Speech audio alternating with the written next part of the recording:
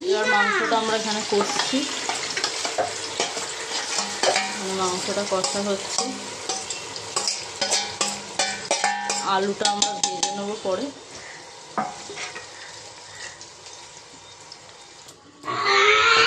এদিকে আলুটা নুন হলুদ দিয়ে মাখিয়ে রেখেছি, আলুটা আলাদা করে ভেজে নেবো। প্রেসারে করবো আজকে, ওতে দিলে আলুটা গলে যাবে। আমি কেটে নিয়ে একবার যখন দমে দেবো তখন বসিয়ে আলুটা দিই।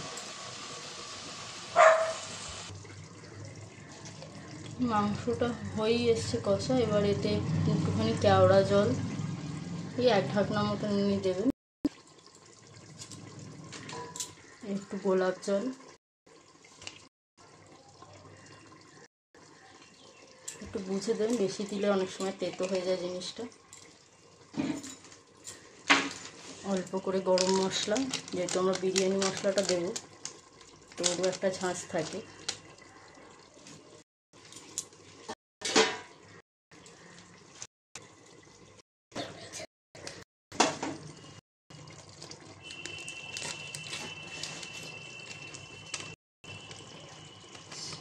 আমার একটু বিরিয়ানি মশলা দিচ্ছি। আপনারা গোটাটাকে গুঁড়ো করেও দিতে পারেন বা প্যাকেটের এনেও দিতে পারেন। যেহেতু এটা এমনি ঘরোয়াভাবে করা হচ্ছে সেই জন্য আমরা এই মশলাটা এনেই করছি।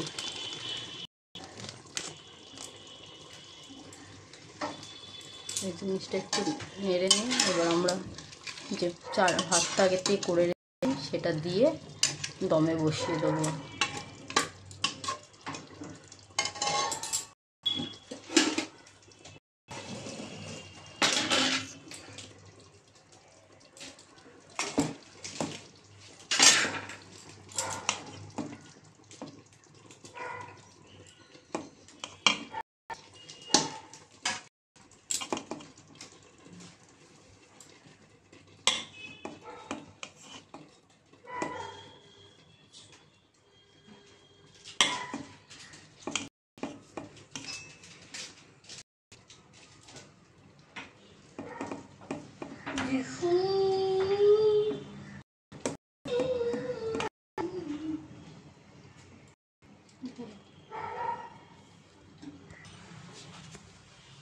এখানে ভাতটা দেওয়া হয়ে গেছে।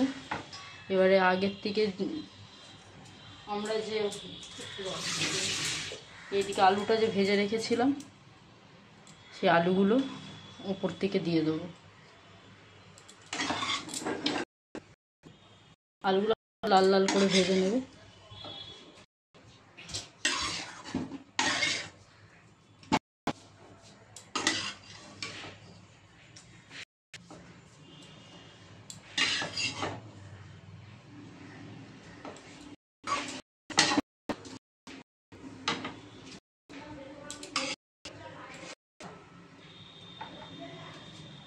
এখানে আমাদের যে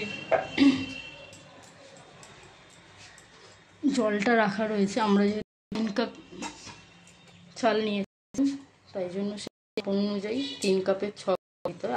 আর যে আগের থেকে করে নিয়েছি তাই জন্য জলটা পরিয়ে একটু 2 কাপ মতন দিলেই হয়ে যাবে। দিয়ে এবার এটা আমরা একটু নাড়িয়ে নিয়ে অল্প একটু আতর দেবো, আতরটাও বুঝে দেবেন।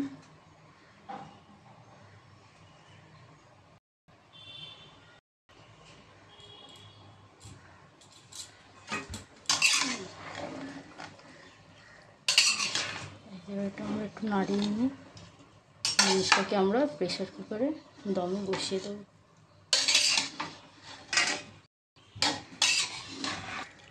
বিরিয়ানিটা এখানে আমাদের হয়ে এসছে। এটা আমার প্রেসার কুকারে দিয়েছিলাম, 9 মিনিট মতনই লেগেছে।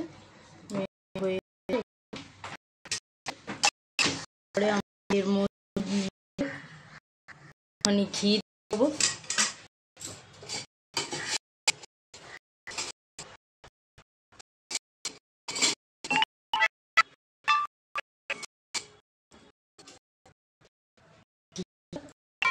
দেওয়া হলে পরে ওপর দিয়ে চাপা দিলে গন্ধটা আলাদাই হয়।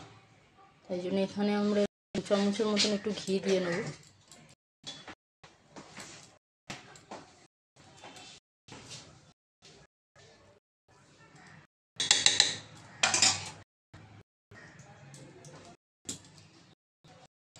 একটু সামান্য পরিমাণ অল্প করে একটুখানি চিমটের মতো একটুখানি গোলমরিচের একটু দিয়ে দিলাম।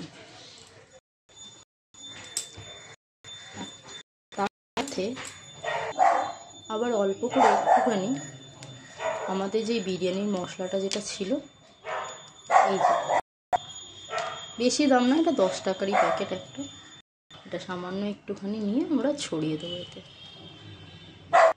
ঘি দেওয়া হয়ে গেছে আমাদের, তো একটুখানি ঢেকে রেখে দেব। দিলে জিনিসটা একটুখানি জল জল ভাবটা চলে, ঘিটা দেওয়ার হলে যেটা আমরা বন্ধ করে দিলাম।